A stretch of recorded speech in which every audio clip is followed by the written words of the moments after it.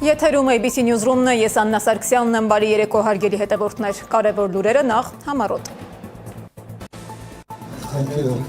Խոչընդոտ չկա, թուրք պաշտոնյան Երևանում իրեն զգում է ինչպես տանը, իսկ հայ-թուրքական սահմանի բացումը համարում ժամանակի հարց։ Խաղաղության լեզու, թե նոր ճնշման օրակարգ, Մակրոնի կոշտուղերձը Երևանում։ Ճգնաժամը Եվրոպայում, հաշվարկը Երևանում, գագաթնաժողովի չհայտարարված օրակարգը։ Կիևից մինչև Բրյուսել, քաղաքականության իրական գինը, աջակցություն, թե հաշվարկված ազդեցություն։ Եվ ահազանգ Հակոբ Կոջոյանի անվան դպրոցից աշակերտներին ստիպել են ՔՊԻ շապիկ հագնել, հետո սպառնացել են։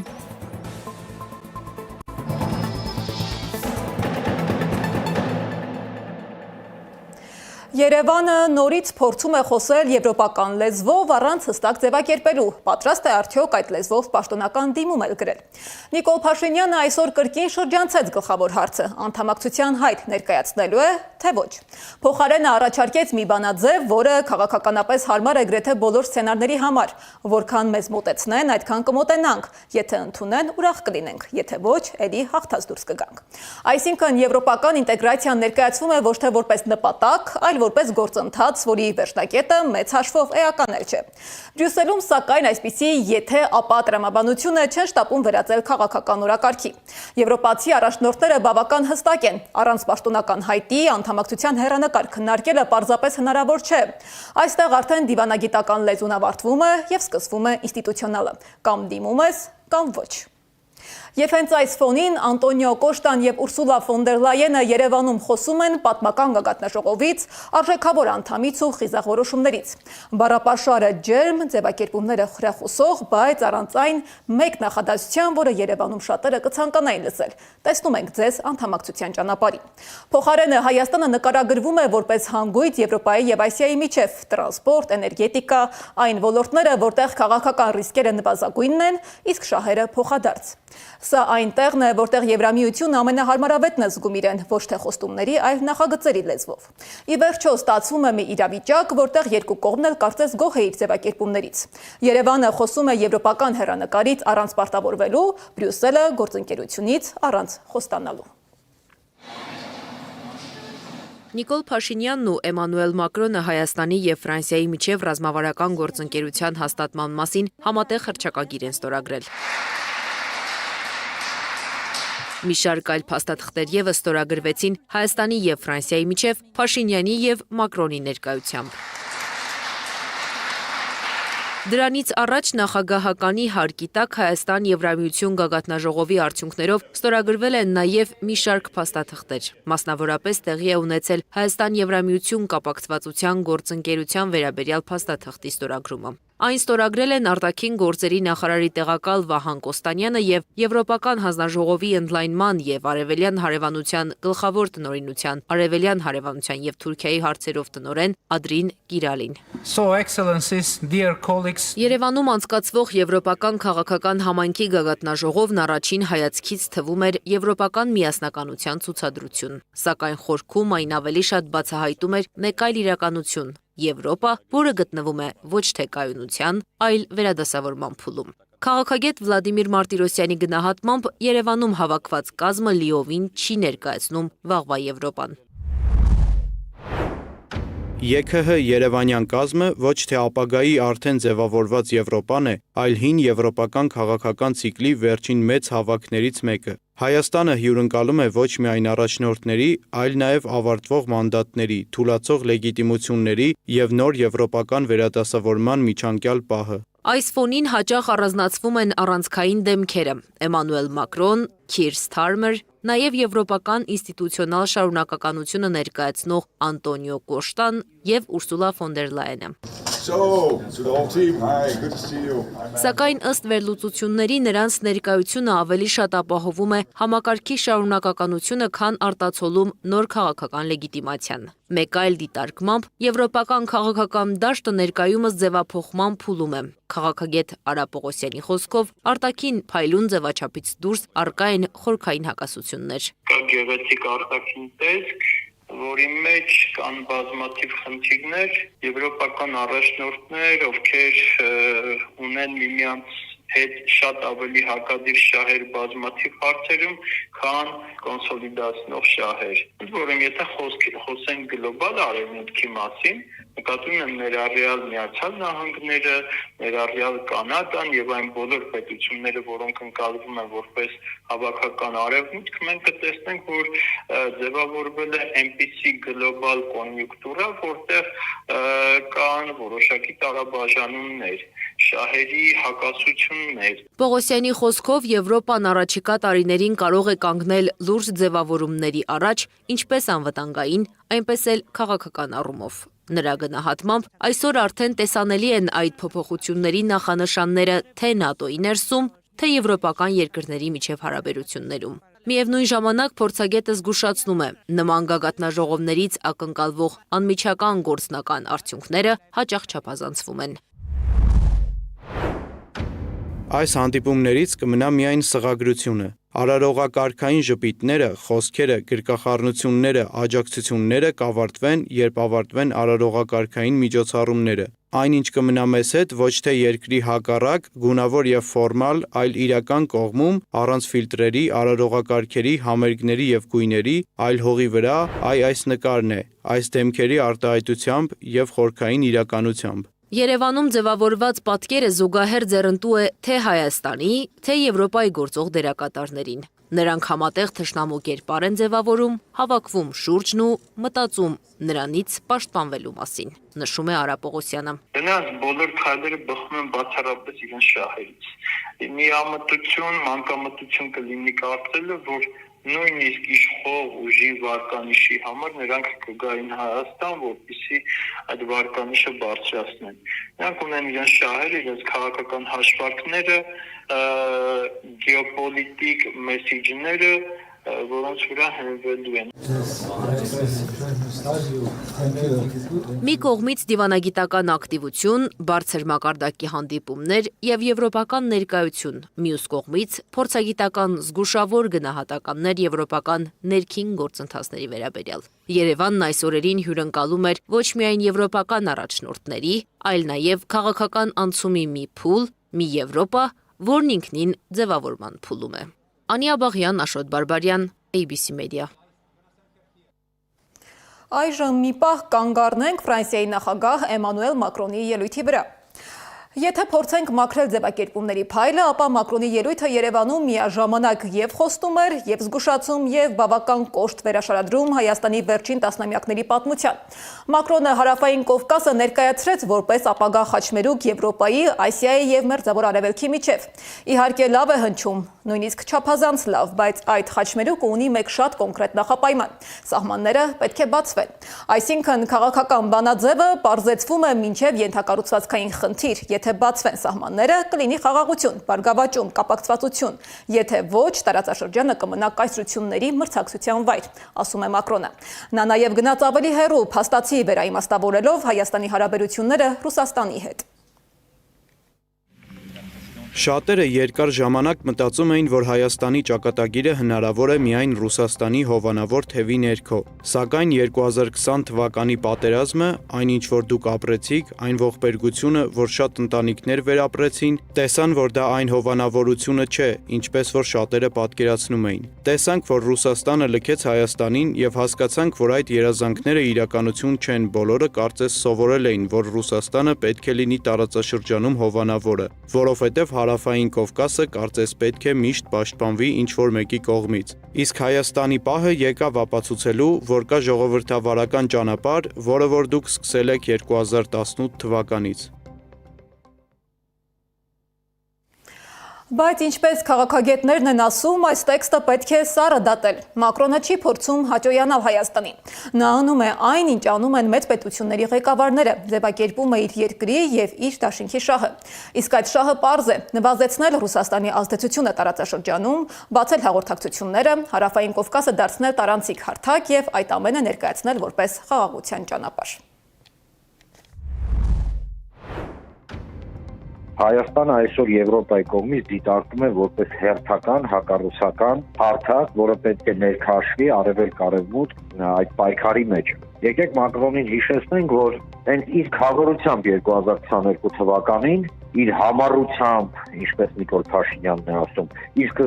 սկզբում գայնությամբ, ինչպես ասում է նույն Փաշինյանը, Արցախը դե յուրե հանձնվեց Ադրբեջանին, որ այս իշխանությունը երկու օր ավել իշխանության մնալու համար ըստ էության Հայաստանի Հանրապետությունը եւ մեզ բոլորիս ուրախ ժպիտների ներքո եւ ծափարությունների տակ նետում է կոպիտ ասած, այդ բախման երախը աշխարհաքաղաքական։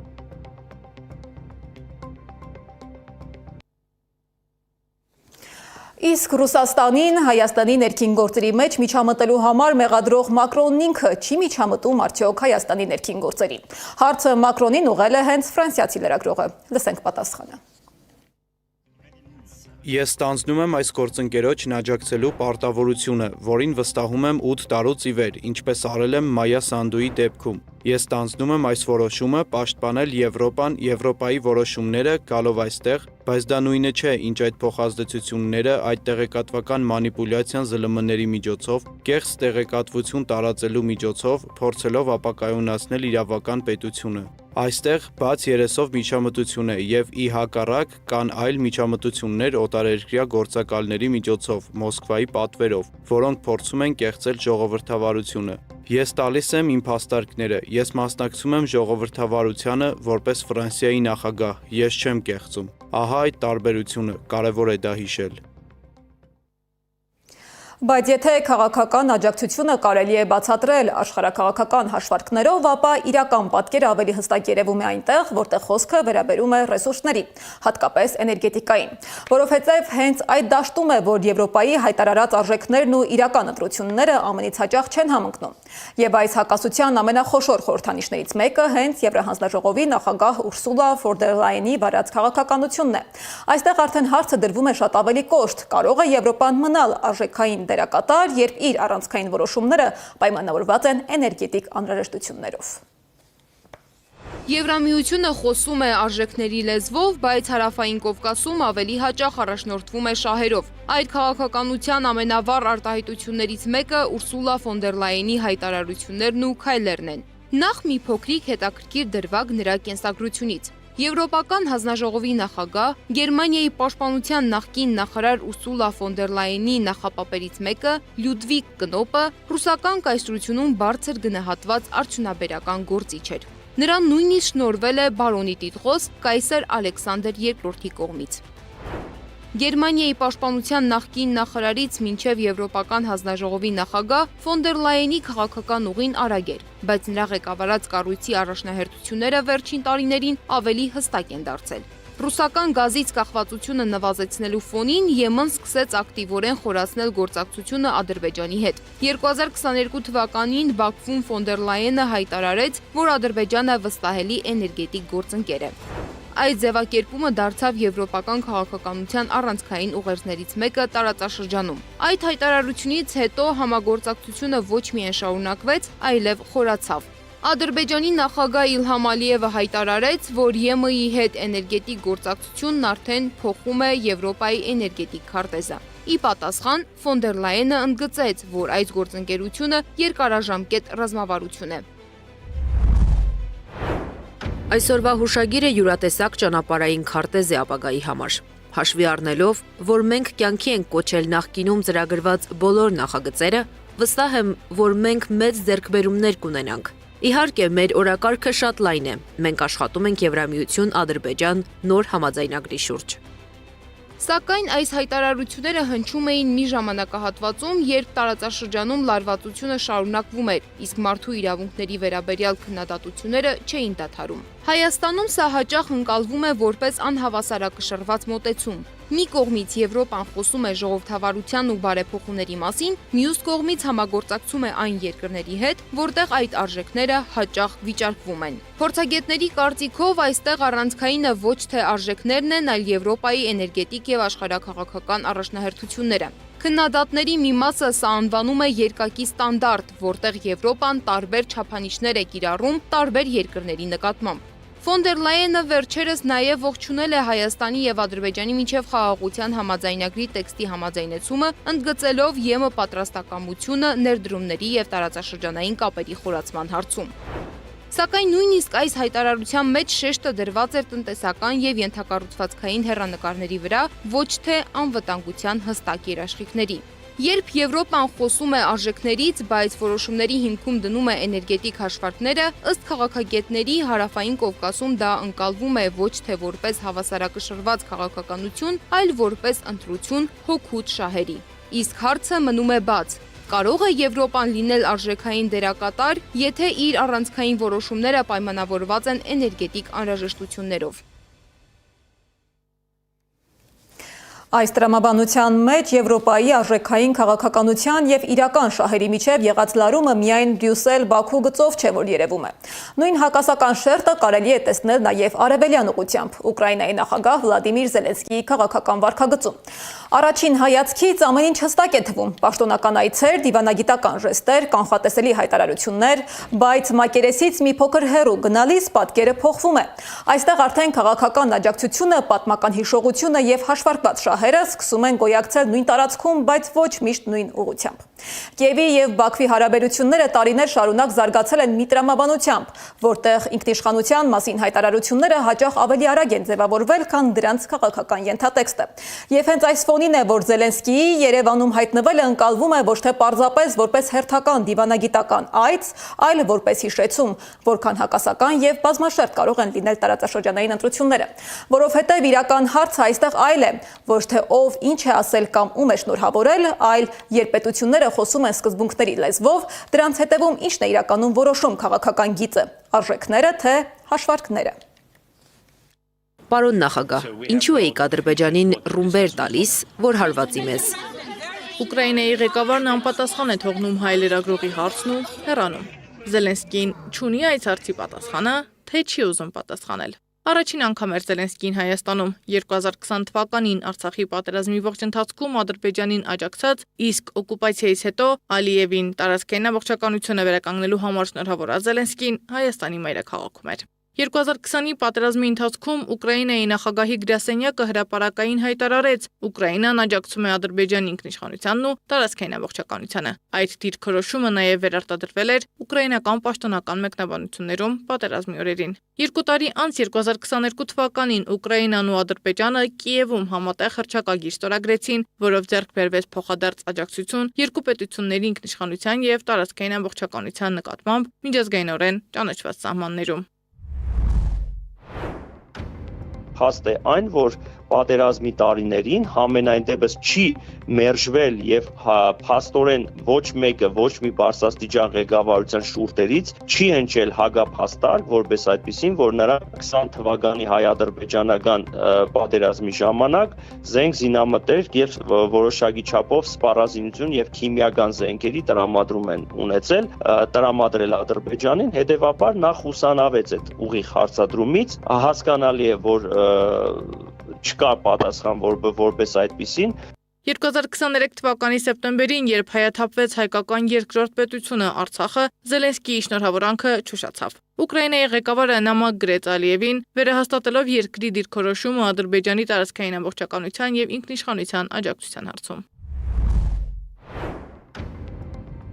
Հարավային Կովկասում Ուկրաինայի հավատարիմ դաշնագից պարտնյոր երկիրը դա Ադրբեջանն է, իդեմս Իլհամ Ալիևի նախագահ։ Հետևաբար այստեղ, գիտեք, կարող ենք հազար ու մի պատճառաբանություններ գտնել, բայց միակ չակերտավոր, խելամիտ ու միակ տարբերակը, որ առաջ է գալիս, դա զուտ կարելի է դիտարկել այն հանգամանքով, որ նրանք կարծում են, որ նրանք նույն քաղաքական ճակատագիրն են ունեցել։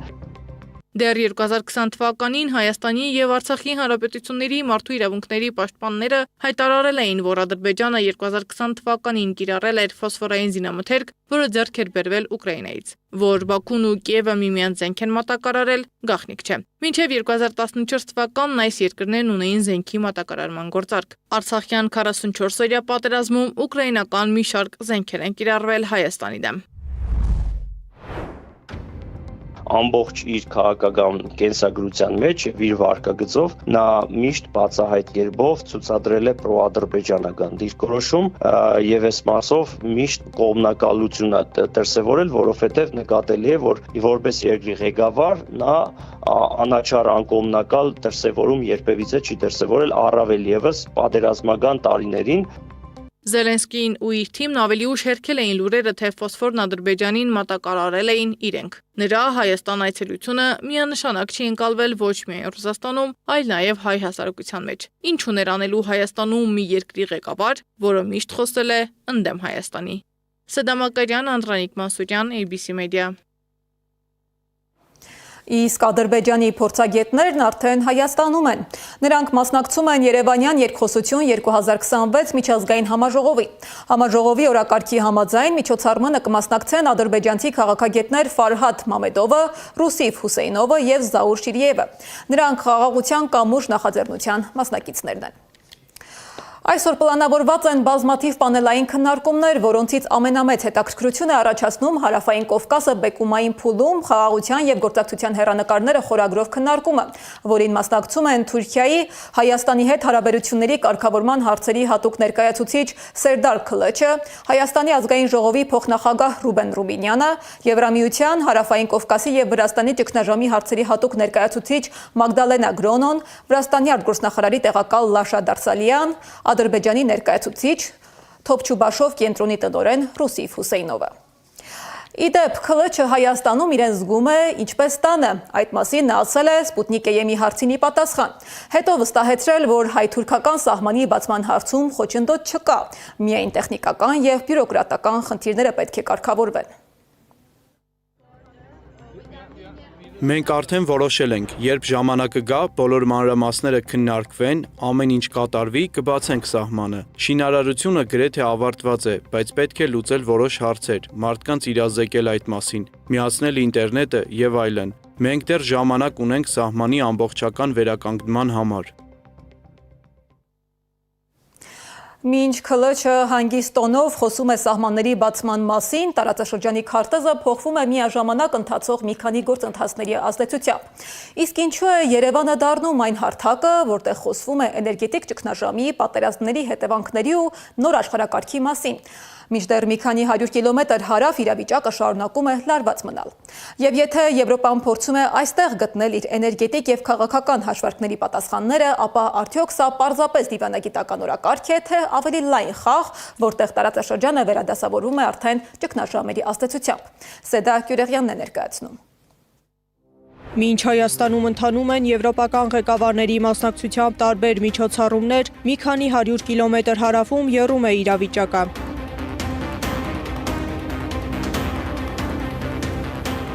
Եռում է Եվրոպայի հաշվին, Եվրոպայում խորանում է էներգետիկ ճգնաժամը։ Իրանը հերթական հարվածն է հասցրել էմիրություններին զուգահեռ Հայաստանում տեղի ունեցող քաղաքական համայնքի գագաթնաժողովին։ Փորձագետները սա պատահական չեն համարում։ Սրացման նորալիքը տեղի ունենում Երևանյան գագաթնաժողովին զուգահեռ, հաշվի առնելով հենց այն հանգամանքը, որ Եվրոպան այդ գագաթնաժողովով փորձում է բարելավել իր դիրքերը հենց մերձարևելյան ծոցի իրավիճակի խող ռիսկերը կառավարելու տեսանկյունից։ Իրանի հարվածները հերթական անգամ նավթի գնի թանկացման պատճառ են դարձել։ Եվրոպական ղեկավարները ճգնաժամը հաղթահարելու լուծումներ են փնտրում, իսկ այդ լուծումները փորձում են գտնել Երևանում, պատերազմի թեժ կետից փոքր-ինչ հյուսիս։ Եվրահանձնաժողովի նախագահ Ուրսուլա ֆոն դեր Լայենը Հայաստանում իր առաջին ելույթով Կովկասն այլ կոնտեքստում կարևորեց։ Այս գագաթնաժողովի անցկացումը Երևանում ցույց է տալիս, թե որքան կարևոր է Կովկասը հատկապես հիմա, երբ Իրանում պատերազմ է ընթանում։ Համաշխարհային էներգակիրների գնի տատանողականությունը ցավալի վնաս է պատճառում մեր մրցունակությանը, բայց մենք ակտիվներ ունենք Եվրամիությունում։ Դա այն էներգետիկան է, որը մենք ներսում ենք արտադրում։ Այս հայտարարությունն արվեց, երբ Իրանը հերթական անգամ հարվածեց Արաբական Միացյալ Էմիրություններին, ինչի արդյունքում նավթի գները կրկին աճեցին, բայց այլընտրանքային էներգիան Եվրոպային ինքնաբավ կդարձնի արդյոք։ Իրենք եթե այստեղ ցույց են տալիս ակնհայտ անհանգստություններ, նշանակում է, որ դեռևս շատ հեռու են իրենց սեփական վերականգնվող էներգետիկայի պաշարներով լուծելու իրենց էներգետիկ ինքնաբավության հարցը։ Սակայն վերականգնվող էներգիան մեծ ֆինանսներ է պահանջում, իսկ նույն ֆոն դեր Լայենի պնդմամբ պատերազմի յուրաքանչյուր օրը 500 միլիոն է արժենում Եվրոպայի համար, այսինքն Եվրոպան դեռ տևական ժամանակ կախված կլինի արտաքին էներգետիկ ռեսուրսներից, պնդում է քաղաքագետը։ Բայց այս ամբողջը Երևանում պարզապես չեն քննարկում։ Երևանը դառնում է այն կետը, որտեղ Եվրոպան փորձում է տեղավորվել այս նոր խաղում։ Հայաստանի կարևորությունը կամ առանձնահատկությունը այն է, որ Կովկասում գործնականում միակ երկիրն է, որտեղ Եվրոպան ունի առավել ակտիվ գործելու հնարավորություն։ Վրաստանում գիտենք խնդիրներ կան ներկայիս իշխանության քաղաքականության հետ կապված եւ Եվրամիության ղեկավարության հետ հարաբերությունը բավականին սառը վիճակում է։ Ադրբեջանը իրեն շատ ավելի փակ է պահում եւ Եվրամիության հետ հարաբերություններում շատ ավելի ինքնուրույն ու հավակնոտ է։ Իսկ եթե Եվրամիությանը չի հաջողվում քաղաքական թելադրող դիրքեր ունենալ Հայաստանում, սա կարող է գնահատվել արևելյան ուղղությամբ քաղաքականության ձախողում, պնդում է քաղաքագետը։ Այսպիսով, մինչ Հորմուզում լարվածությունը շարունակում է թելադրել նավթի գինը, Եվրոպան Երևանում փորձում է հասկանալ ինչպես կառավարել դրա հետևանքները։ Փորձագետների պնդմամբ սա պարզապես տարածաշրջանային թեմա չէ։ Սա խաղ է, որտեղ Հայաստանը ոչ թե դիտորդ, այլ հարթակ է դարձել։ Սեդա Գյուրեղյան, Նոնա Գևորգյան, ABC Media։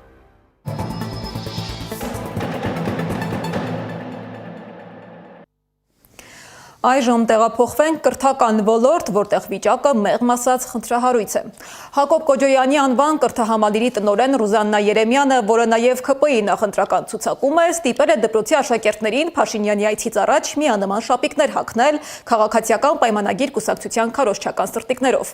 Ահազանգը հնչեցրել են ծնողները։ Մեր նկարահանող խումբը եղել է այդ դպրոցում։ Տնօրենը բղավել է եւ պահանջել է դուրս գալ դպրոցից։ Մեր նկարահանող խմբի այցից հետո սկանդալը շարունակվել է, ավարտվել սպառնալիքներով։ Մանրամասները ռեպորտաժում։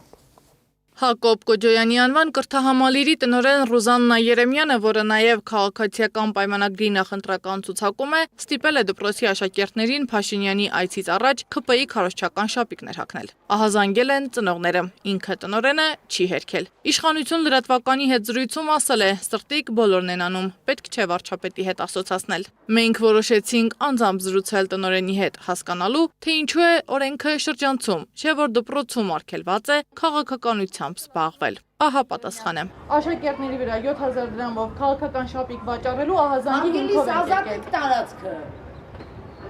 Հիմա բաներ մի խոսեք։ Դե մեկնաբանեք ես դեպքում։ Դուք ում հետ որ հարմար եմ գտնում, նրա հետ խոսում եմ։ Շատ շնորհակալություն, գնացեք այդ ծնողների հետ բարձրաբանում արեք, հեքիաթներ մի պատմեք ես։ Դե մեկնաբանեք ես դեպքում։ Չեմ մեկնաբանում։ Ստացվում է, մեկ շաբաթ առաջ Երեմյանը հաստատել է լուրը, իսկ հիմա պնդում է, թե սուտ տեղեկություն է։ Տիկին ազատեք տարածքը։ Դուրս եկեք այստեղից։ Զանգեք ոստիկանություն, որ եկել են դպրոցի տարածք եւ աղմուկ են բարձրացնում։ Գնացեք ստեղից։ Շապիկ եք վաճառում։ Հարգելիս գնաց տեղից։ Սուտ եք խոսում, հաջողություն։ Վստահ եք Տիկին Երեմյանը, որ սուտ է։ Երեմյանը դասաժամերին խոսում է քաղաքականությունից, քաղաքացիական պայմանագրի քարոզնանում։ Աշակերտները դեռ օրեր առաջ էին մեզ պատմել, ինչպես է տնօրենը սպառնում, թե իշխանությանը չի ենթարկվելու պարագայում Հայաստանի վատ ու դժվար օրերը կվերադառնան։ Դպրոցի սաները պատմում էին, ինչպես է Երեմյանը վիրավորում իր գործընկերներին, կրթահամալիրի ուսուցիչներին։ Նաև հաստատեցին, որ ոչ միայն ստիպել է հագնել ՔՊ-ի շապիկները, այլև վճարել դրանց համար։ Ռեպորտաժն արդեն պատրաստ էր, երբ աշակերտներից մեկը զանգահարեց խնդրանքով, որ իրենց խոսքը չհրապարակենք։ Տնօրենն էր սպառնացել, որ եթե խոսեն, կամ կհեռացվեն դպրոցից, կամ ավարտական դասարաններում խնդիրներ կունենան։ Այդ դպրոցը դեռևս կառուցման փուլում է, որովհետև այդ դպրոց եւ երեխաները դասերը անում են ուրիշ դպրոցի տարածքում։ Այդ կերպարը, անունը արդեն մոռացել եմ, նա բացահայտ քարոզչություն է տանում եւ չի դադարում։ Նա բազմիցս տարբեր անգամ աչքի է ընկել իր ģեր նիկոլականությամբ, եթե այդպես կարելի է բնութագրել։ Կրթահամալիրի տնօրենի ֆեյսբուքյան էջը քաղաքացիական պայմանագրի ու Նիկոլ Փաշինյանի մասին հրապարակումներով է ողողված։ Դե իսկ նա ՔՊ-ի ցուցակի 72-րդ համարն է։ Հայաստանի Հանրապետության Հանրակրթության մասին օրենքի հոդված 4-ի մաս 8-ում սահմանվում է. ուսումնական հաստատություններում արգելվում է իրականացնել քաղաքական գործունեություն կամ քարոզչություն։ Միաժամանակ նույն օրենքի 40-րդ հոդվածը սահմանում է պետական ուսումնական հաստատության տնօրենը չի կարող միաժամանակ զբաղեցնել այլ պետական պաշտոն կամ կատարել այլ վճարովի աշխատանք, բացի գիտամանկավարժական ստեղծագործականից։ Հանրակրթության օրենքում հստակ ամրագրված է եւ կրթության մասին օրենքից բխող են նաեւ այդ փոփոխությունները, որտեղ ուսումնական հաստատություններում քաղաքական եւ կրոնական գործունեությունը արգելված է։ Մենք խստացրել ու հստակեցրել ենք այդ պահանջները տնօրենի քաղաքական զսպվածության պահանջով նաեւ։ Եվ դա մեզ համար շատ կարեւոր է։ Եվ ես հաշվի առնելով նաեւ, որ առաջիկայում մեզ սպասվում են ընտրություններ, այս առիթը օգտագործելով ուզում եմ եւս մեկ անգամ հստակ հայտարարել.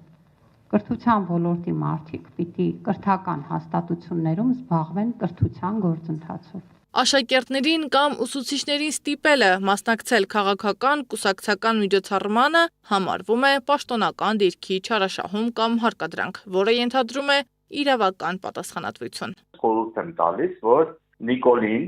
որ նրան նշանակի կրթության նախարար, որովհետև այն գործունեությունը, որ նա անում է շատ լոկալ մի դպրոցի մակարդակում, պետք է բարձրացնել արդեն նախարարության մակարդակ եւ հատկապես նախընտրական շրջանում նա շատ օգտակար կադր կարող է լինել Նիկոլին։ Իսկ մենք քաղաքացիական հասարակությունը,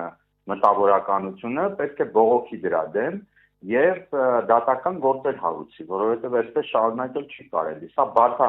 բացահայտ օրենսդրության խախտում է։ Նախորդ տարի էլ Ռուզաննա Երեմյանը մեկ այլ սկանդալային գրառում էր արել։ Նա իր սոցիալական էջում թիրախավորել էր ամենայն հայոց կաթողիկոսին ու հայտարարել, որ միանալու է նրա դեմ իրականացվող շարժմանը։ Իսկ ահա այսօրվա միջադեպի հետ կապված պարզաբանում ստանալու համար կապ հաստատեցինք ԿԳՄՍ նախարարությանը։ Նախարարությունից մեզ հորդորեցին ապացույցները ներկայացնել կամ իրենց, կամ իրավապահ մարմիններին։ Ապացույցները կան։ Ըստ անհրաժեշտության կփոխանցենք։ Սեդա Մակարյան, Տարոն Ղանդիլյան, Աշոտ Բարբարյան, ABC Media։ Այժմ մեկ այլ քննարկվող թեմա։ Ինչու է Խորեն Լևոնյանը հեռացել հանրային հեռուստաընկերությունից։ Դերասան հաղորդավարն է պատմել իր հեռանալու պատճառների մասին։ Ինչ է կատարվում հանրային հեռուստաընկերությունում եւ ինչու են հայտնի դեմքերը լքում էկրանը, դիտենք ռեպորտաժում։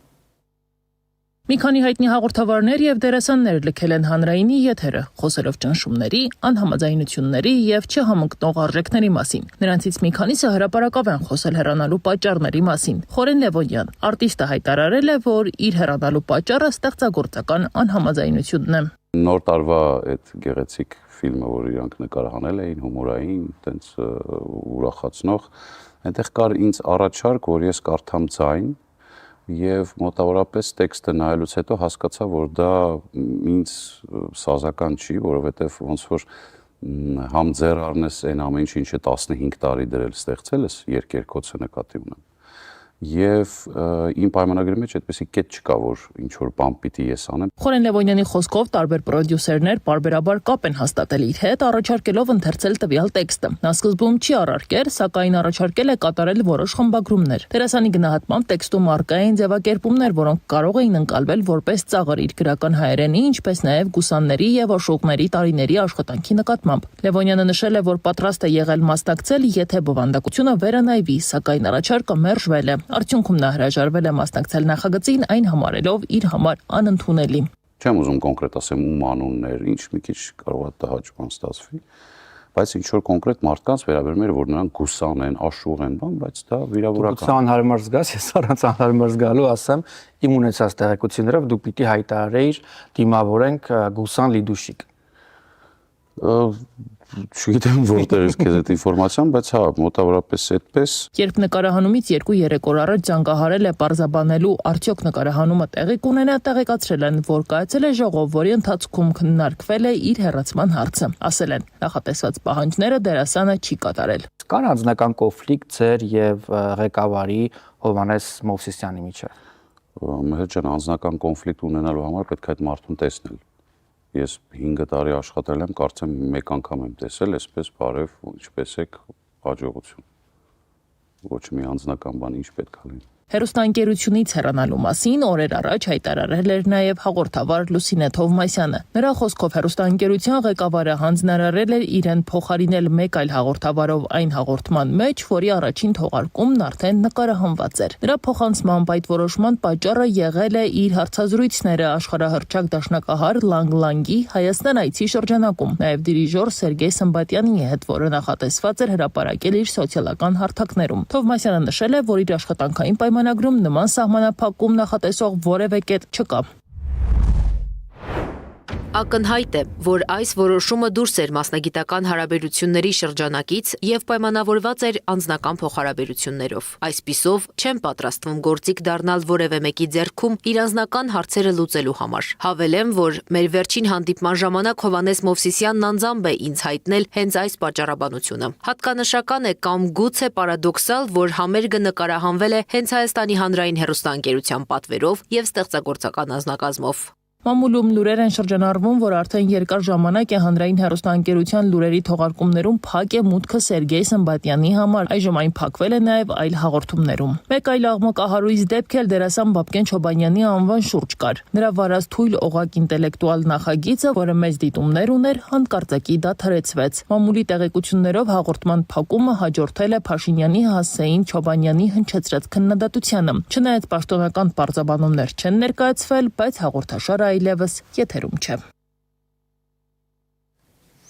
Այժմ լրահոսն այսքանն էր, շարունակեք հետևել մեր հրապարակումներին, վստահ եղեք, որ բաց չեք թողնի տեղական ու միջազգային ամենահրատապ նորությունները։ Հաջողություն։